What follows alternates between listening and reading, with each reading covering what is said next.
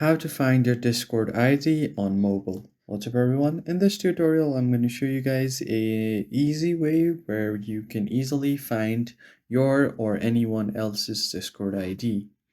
But before we do that, make sure to head down below to give this video a big thumbs up. Don't forget to subscribe to the channel as well. Alright, let's begin.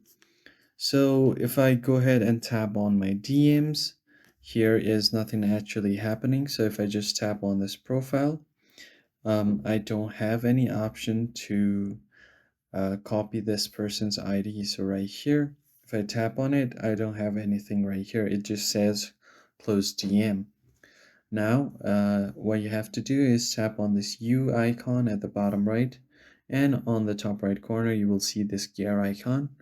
Now, once you are on your settings, you just have to scroll down until you see advanced, tap on advanced, and on the very first option, you will see developers mode. Just toggle this on. And once you do that, this should allow you to copy anyone else's user ID. So just tap on their profile. Now, as you can see, I have an option to copy the channel ID.